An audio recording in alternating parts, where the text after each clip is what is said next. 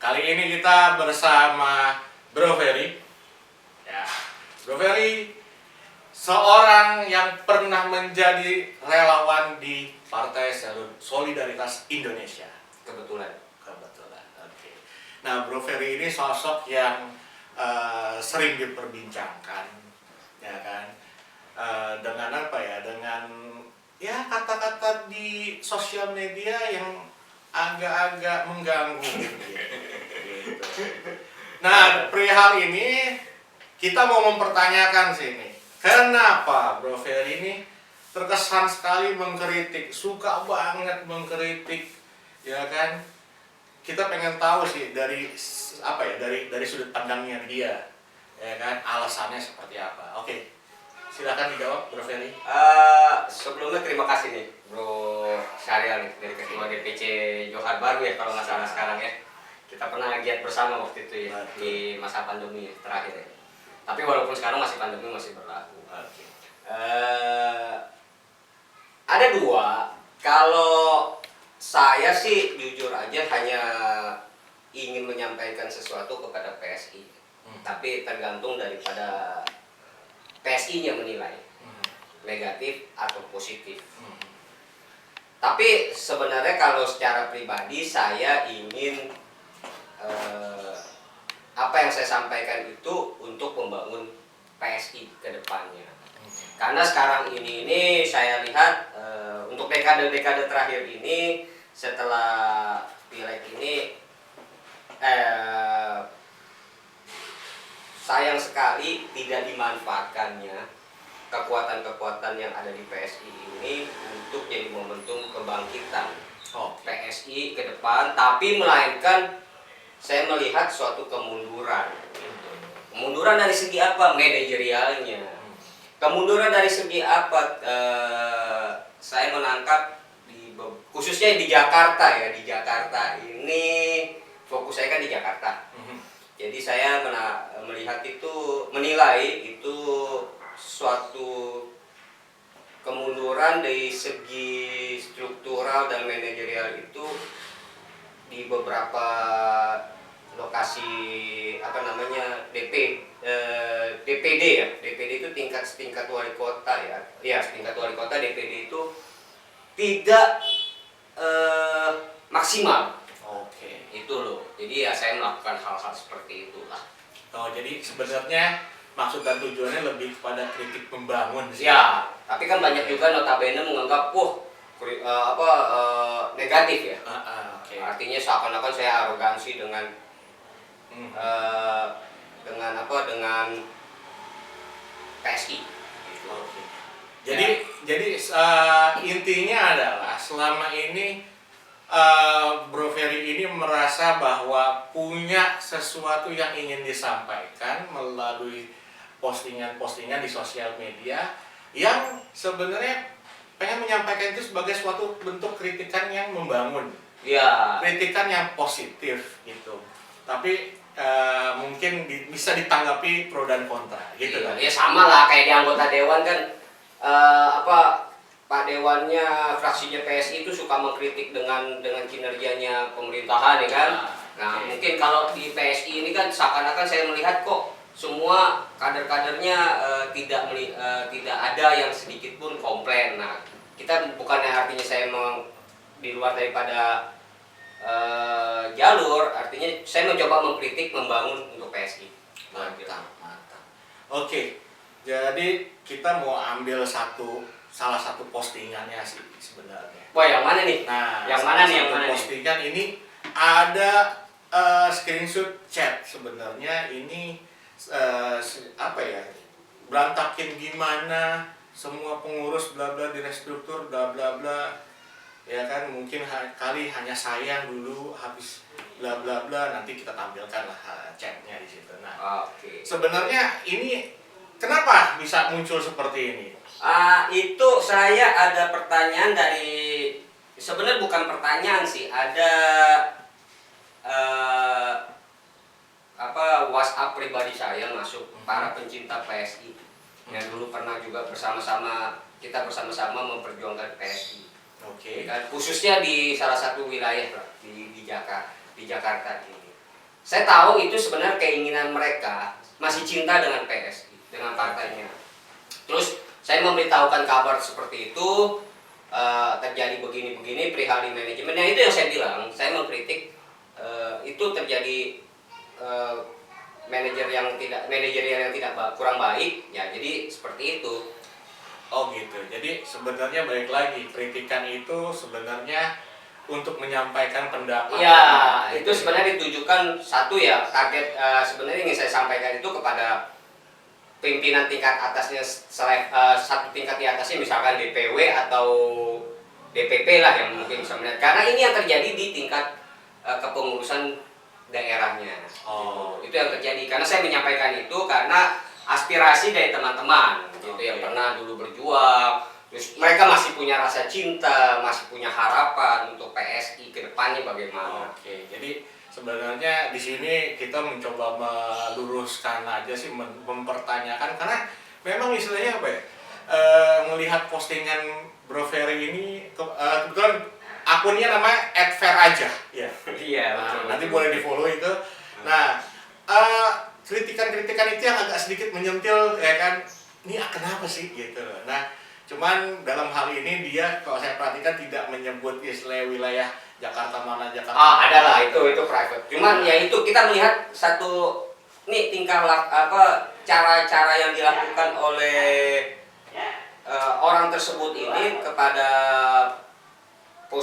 dalam posisinya dia itu di tingkat daerah yang dia pimpin itu sangat-sangat menurut kami itu disayangkan dan berantakan sekali. Itu dampaknya akan terjadi, takutnya dampak terjadinya di kemudian hari. Untuk suara PSI secara khusus. Yes. Tadi Anda sempat disinggung mengenai dampak dari orang tersebut ya. Bisa istilahnya memberikan kerugian kepada PSI di hari depan. Takutnya. Ya, betul. Oke. Jadi dampak yang seperti apa dan kenapa bisa berdampak, apa yang memangnya dilakukan? Jadi gini loh, saya sih jujur aja tipikal orang yang konvensional sekali. Artinya saya menangkap responsif daripada masyarakat. Keinginan masyarakat tuh kayak apa pimpinan. Saya pernah bahas juga itu kalau nggak salah di waktu diundang sama Bro Duta ya dari DPC Johar Baru di acara channel ini juga tentang politikus muda. Sebenarnya itu jangan terlalu arogansi lah menggunakan power and sikap-sikap arogansi, kekuasaan yang dia miliki, jabatan yang dimiliki. Itu sebenarnya tidak mencerminkan dia sebagai wakil rakyat. Kalau kita untuk target ke Jakarta sebagai memutus perwakilan rakyat ya di menjadi anggota dewan. Nah, kalau saja dari internalnya sendiri dia bisa mengacak-acak, itu akan otomatis melemahkan posisi daripada PSI. Ini yang saya takutkan. Makanya lebih baik, yuk bangun bersama, rangkul bersama. Apa yang kita bisa buat? Kita menyerang itu bukan ke dalam, tapi keluar. Itu peluang. Bertinju itu jangan sama teman sendiri ya. Ya, lebih baik begitu. Kalau untuk nyerang sendiri mah sama aja lah ya. Nah, ini saya harapkan sih pimpinan di level satu tingkat di atas itu bisa peka. Mengambil tindakan responsif seperti itu. Karena apa ya? Sekarang sudah dibangun, ada bibit-bibit, sudah berakar, ya kan? Tapi kok ditebas gitu loh. Nah kan sama aja sia-sia membangun menguruk tanah kembali, ya kan, nyebarin lagi, belum tentu itu tumbuh subur, ya kan, sama aja menghancurkan karakteristik PSI yang ada di bawah. Itu nanti dampaknya akan lebih parah. Kalau kita relate dengan apa yang diposting, berarti memang orang itu memang istilahnya punya track record yang nggak menyenangkan mungkin ya. Gini, bukannya nggak baik ya, tapi dalam kategori tidak menyenangkan. Ini juga saya nggak tahu ya strategi apa yang dipakai oleh ketua di pimpinan di atasnya satu tingkat itu, saya nggak tahu karena saya punya histori dengan oknum tersebut. Gini, ada salah satu Alek yang berhasil naik waktu tahun 2019, terus tahun 2020 baru berapa bulan berjalannya dia naik. Terus saya ini sebagai rasa punya cinta kepada PSI, ya saya sering memposting tentang PSI ya. Saya suka memposting PSI. Terus tiba-tiba ada warga yang minta pada dasar sih warga itu minta bantuan ke dia, ya kan. Terus tapi mengungkit kinerja si Dewan, bahkan menjelek-jelekan aleknya PSI sendiri. Nah, saya yang nggak tahu apa-apa, saya bukan dalam struktural, dibabat abis juga, dipapak, ini dapil saya lah atau apalah. Lu kan suka muji-muji, dikata-katain seperti orang dibully, saya tersenyum aja. Nah, sekarang ini orang yang saya anggap dulu, saya nilai itu dulu head banget kepada PSI. Tapi kok di tahun 2022 ini, 2021 ini setelah diberikan jabatan diam. Terus seakan-akan bagaimana ya? Saya nggak tahu misi yang diemban seseorang ini dengan diberikan jabatan ini apa gitu. Terus dapat informasi juga dari beberapa teman dia melakukan hal-hal seperti ini. Ya walaupun saya tidak berkecimpung dalam struktural, saya cuma tertawa aja. Ini orang mau membangun atau mau menghancurkan? Ini yang saya takutkan ya. Makanya saya selalu memposting itu sebenarnya. Kalau dianggap notabene pembangkang, saya rasa itu tergantung orang ya menilainya. Tapi kalau diambil dari sisi baiknya sih, saya lebih baik saya memberitahukan. Saya nggak ada hater untuk benci seseorang. Betul. Jadi seperti itu. Karena mungkin gini, jadi ambil positifnya adalah kalau dari ceritanya Bro Ferry ini, jejak digital itu kejam. Ya. Jadi maksudnya semua itu harus dipikirkan dulu. Ya. Mau bertindak, mau bersikap arogan atau bersikap nggak suka terhadap sesuatu itu harus dipikirkan. Karena Betul. ada jejak digital yang melekat sebenarnya. Dan itu saya rasa akan terbawa nantinya kalau misalkan dia mau melakukan segala cara yang hal maupun tidak hal, yang baik atau tidak baik, pada saat dia diutus menjadi anggota Dewan itu kan menjadi suatu penilaian. Misalkan dia berhasil menjadi wakil rakyat, saya rasa berat juga untuk bahasa saya itu bisa mewakili suara aspirasi warga. Yang ada cuma sebagai takutnya jadi bulian lagi gitu. Bulian yang atau yang tidak berfungsi lah di sebagai wakil rakyat seutuhnya gitu. Kalau gitu terakhir nih ya. Ya. Harapannya Bro Ferry ini apa sih sebenarnya? Gini, saya senang waktu dapat video ulang tahunnya PSI ya, yang ke-7 kemarin. Saya sempat tonton.